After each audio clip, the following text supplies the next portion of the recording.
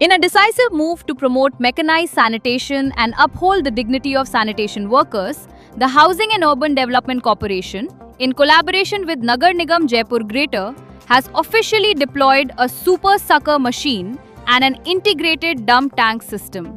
The high-level visit was aimed at CGM Jaipur unit of DFCCIL to review ongoing operational and infrastructure developments with a sharp focus on ensuring corridor readiness ahead of the upcoming monsoon season.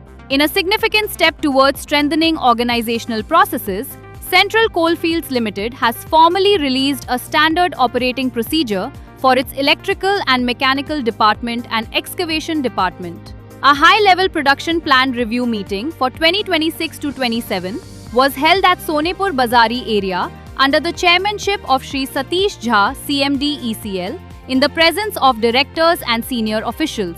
The meeting focused on achieving the targeted 13.5 million tons per year, with detailed deliberations on production strategies, contract capacities, land availability and operational challenges.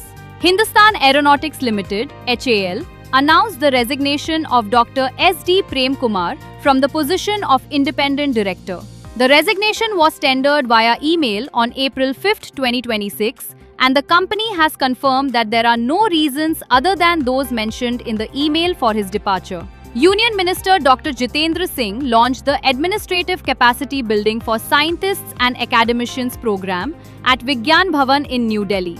The initiative, introduced during the ongoing #Sadhana Saptah, marks the first dedicated governance training for India's scientific community under the Mission Karma Yogi framework. Shipping Corporation of India Land and Assets Limited has signed a memorandum of understanding with Singapore-based Synergy Marine Group to collaborate in the areas of maritime training, research and knowledge exchange. The agreement was finalized on April 6, 2026. Mazgan Dock Shipbuilders Limited achieved two significant milestones today in its ongoing project to build 14 fast patrol vessels for the Indian Coast Guard. The company laid the keel of the 4th vessel and commenced production of the 7th vessel under the same project. IFCI Limited has appointed Shri Manikumar Sivarama Krishnan as its Deputy Managing Director effective April 6, 2026.